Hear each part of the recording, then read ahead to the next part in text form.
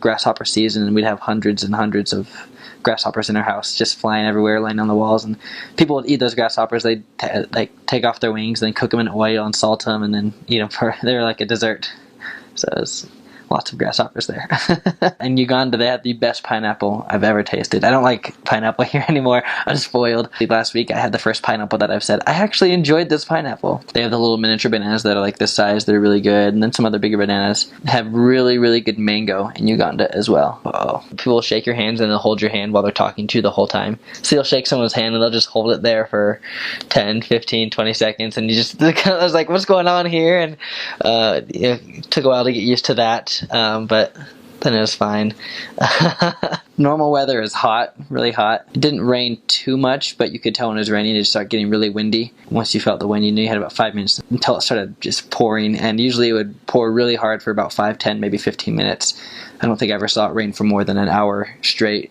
And it'd be really, really torrential rain pouring, and then it'd just disappear. There's a great justice system there. It's called the mob justice. And so that keeps major crime down, at least from what I've seen, just because if the public doesn't like what you do, then they'll take matters into their own hands instead of waiting for policemen or government officials to punish people. If you get caught stealing, they usually will not treat you kindly. For instance, on Mother's Day, I had been calling and talking to my parents, and we just saw a guy who walked across the street naked and kind of beaten up, and the bishop said, oh, he looks like he just got caught stealing.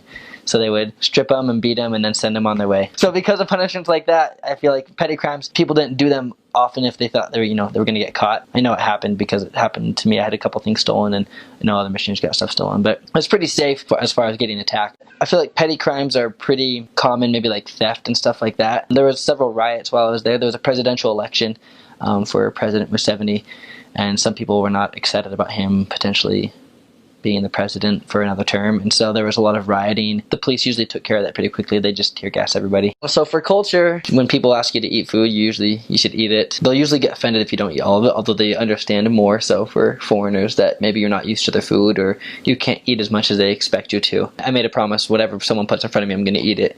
And then if I have something that I know makes me sick, I'll let them know, hey, I can't eat this because it makes me sick. But typically you always eat whatever they give you. They're very, very familial. They'll drop almost anything to go, people will drop anything to go visit their family. If their family's sick, if their family needs help, whatever it is, people will visit their family, and they love their family a lot. Something that was kind of a joke is if you were teaching someone you couldn't find them, you'd say, oh, they probably went to the village, just because people would randomly disappear and then come back through, because, oh, I was in the village visiting my family.